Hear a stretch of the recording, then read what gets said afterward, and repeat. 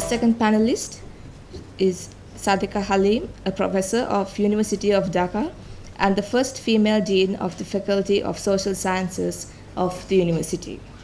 She is the first woman to be the Chief Information Commissioner of Bangladesh. From July 2009 to June 2014, she served as the first woman information commissioner. Professor Halim has authored about 50 research articles that have been published in national and international journals on issues related to gender equality, forest and land, development, indigenous issues, human rights, and information.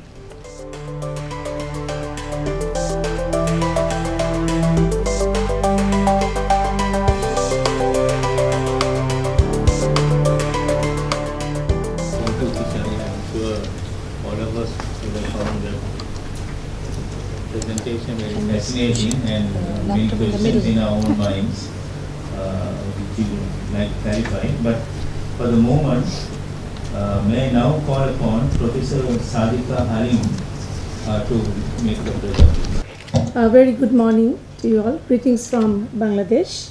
First, I would like to correct that I was not the Chief Information Commissioner. I was Information Commissioner. And in Bangladesh, they have 2 information commissioners, and it's chaired by one Chief Information Commissioner. Respected Chair, first I would like to congratulate Sri Lanka for celebrating the first year of implementation of the RTI Act. I also would like to thank Sri Lanka Press Institute to invite me as one of the speakers, and this is going to give me an opportunity to share my experience. I have been a commissioner for 5 years, from 2009 till 2014. So I will be sharing my experience, and I think that is going to contribute in regard to strengthening the RTI Act in Sri Lanka. Dear audience, since it is being hosted by the journalists in Bangladesh, in the beginning when this RTI Act got implemented, the journalists thought that it is going to be very easy for them to get information. But we have 20 working days, and then if you don't give information, then 30, then you have to complain to the commission. So it's a long process. As my previous speaker rightly pointed out, that the journalists can actually take it forward very constructively, this RTI Act. And in Bangladesh, in the beginning, of course, the journalists played very positive role. But since it requires a lot of time, they are not into it much. But what the journalists could do is that they can use this RTI to, do investigative journalism. But again, I would like to mention Mr. Kuldeep Naya's comment. He came to Bangladesh several times when I was commissioner, and he rightly pointed out that why we cannot use Right to Information Act regionally to seek information. Like for instance, we have multinationals working. We have a lot of trades happening with Pakistan, India, Nepal. Even we are hosting 10 million Rohingyas in Chittagong district in Cox's Bazar, but we are not in a position to seek any information from those countries. So this is kind of a problem for us. This is the one. Okay. I'm just going to start with a case which is really very important and I always mention about this case, that one particular person wanted to know from a Narayanganj district in Bangladesh that whether a certain person was registered in one of the local clinic, and it's a community health clinic, and the person in charge, the information officer, he is a doctor. He said, no, I do not have this information. Then he went to the civil surgeon, he appealed, but then he was also denied from that information. Then he came to the commission, and what we found that person was not at all registered. Why was it so important to know that whether that certain person was registered or not? The person who saw this information, his brother was killed in broad daylight, and the person who killed his brother, he left Bangladesh, but the person who killed his father was shown that he was admitted in that community clinic. So later we found that he was not at all admitted. So in the police, when they made the charge sheet, they mentioned that he was absconding. So when we gave the verdict, so he was caught and he was put behind the bars. So, but what happened, that it happens in all the SAARC countries mostly, the police officers were transferred to another district, not penalized. But this case is repeated over and over again because this is one of the powerful case in a point. And when we talk about RTI, I think in the morning session we talked about its importance, that it is important because it's in compliance with the Universal Declaration of Human Rights, Covenant on Civil and Political Rights, Covenant on Economic, Social and Cultural Rights, CEDAW, CRC, but we do not have direct mention of right to information in the Bangladesh Constitution. Only Article 39 in the Constitution of Bangladesh ensures freedom of expression. I'm going to pass this slide, but I think we are all aware of the situation of the practice of RTI in SAARC countries. We have a lot of similarities and dissimilarities, not that much dissimilarities, but similarities with the Sri Lankan Act, because here we say that in Bangladesh every citizen has a right to information from the authority, and authority is bound to provide information. And it's in the section 5 in the Sri Lankan Act, it's same. What is not open, the list is quite long in Bangladesh. We have 20 issues in section 7, and you have in section 5 denial of access to information, kind of it's similar. Authorities duties, section 5.8, and you have in section 7 establishment of and composition of the Information Commission. We are being elected by the search committee, but what I learned today in the morning tea break, that the commissioners are being elected by or selected by the constitutional body, which is I think very good, and a procedure for obtaining information is more or less same. Appointment of DO or IO, whatever we say, designated officer to provide information, decision on request submitted under section 24. We have within 60 days we have to appoint DOs. We started in 2009 and this is 2018. Prior to my departure, I collected the data from the Information Commission. In Bangladesh, we have now almost 29,000 designated officers who are responsible to provide information. If you take the government side and together with the non-government, we should have actually 50,000 plus. So we have collected, or people have given 30,000. So not that well, we expect to get more. And the third party involvement is there.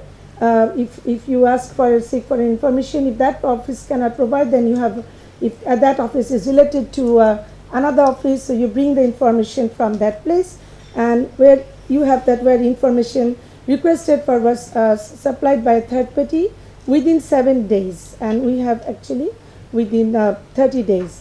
So this is, I think Sri Lanka is doing quite well in this regard. Disposal of appeal within 30 days, and you have within 14 days. Making complaint to Information Commission within 30 days if you fail with the appellate authority, and you have within 2 months. So aim of RTI, I think we have already talked about it, to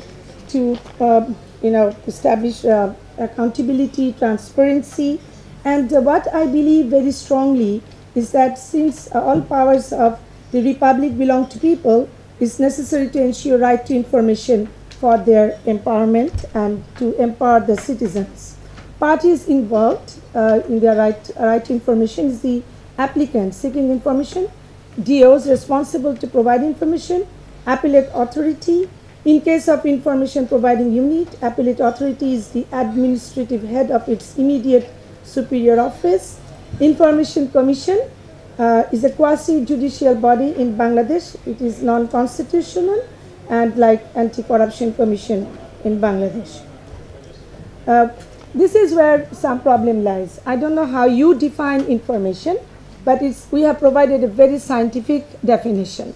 And Bangladesh, the act has drawn largely from the Indian Information Act, and my friend is sitting in the audience. I think he's going to shed light on that. That, the information is very scientific. It says structures, official activities, memo, design, map, contract data, logbook, and so forth. So when I was a commissioner, people would come when they are being accused for not providing information, says, ma'am, education is not written there, health is not there, child care is not there. Why that person is asking for that kind of information? Even once the Public Service Commission, which is a constitutional body in Bangladesh and which caters every year like 30 million students seats for the exams, they rejected us, the commission. They did not provide the Viva Voce number. They said the education is not mentioned there. So this is a problematic definition. I think you still have time to work on it, and information does not include till today in Bangladesh office note sheet or photographs of note sheets. So this is also an important issue to take into consideration. What is not open, I'm not gonna get into this because it's a long list, but what is interesting that the DOs conveniently use this section 7, and particularly from 6 to 12, particularly number 9, information which endanger the life or physical safety of any person. If you are asking, many applicants sought information from public bodies, bureaucrats, and they would say, if we provide information, it's going to physically harm that particular government official. So we are not going to provide you information. So there are many cases in Bangladesh where section 7 has been conveniently and still today getting used. So this is where I think the problem will start here, I think, too. And what is important that yes, you are not going to provide 20 information, and it also includes police if they are doing inquiry and whatever. So some informations you can provide logically. Certain things you can provide. That is also mentioned in this act. But who is going to decide and what is the process actually they are going to follow if they would like to provide information? So Article 7 and you that's for you 5. Okay, I'm going to finish soon. Expected outcomes, I think we have talked about it. I think first is to challenge the culture of secrecy, changes in mindset of government officials and the NGOs and etc. Supply side, this is not also I'm not that optimistic, because in most cases government and non-government authorities are yet to appoint DOs. Awareness and knowledge level is not that high. Preservation of document information is record keeping is not up to the mark.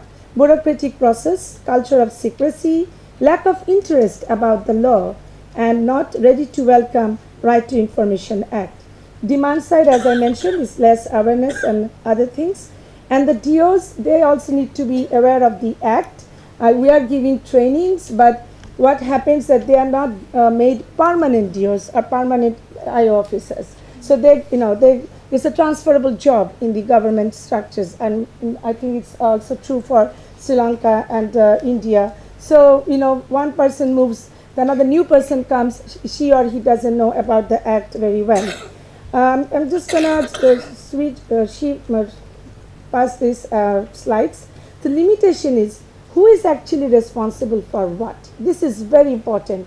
So wherever you are setting the office and asking the DOs to provide information, you need to provide a signboard by the office to say that this is the particular person responsible to provide information. Go to him, make it easy, make it popular. Otherwise, it's very difficult for the rural people, not that much of literate people, to reach to that level. And so that's very important. And this is very important too. Partial disclosure, section 9, national security intelligence, defense, criminal investigation, special security intelligence cell of the National Board of Revenue, special branch Bangladesh Police, intelligence cell of Rapid Action Battalion, RAB. They are not supposed to give us any information, not even the private sectors in Bangladesh.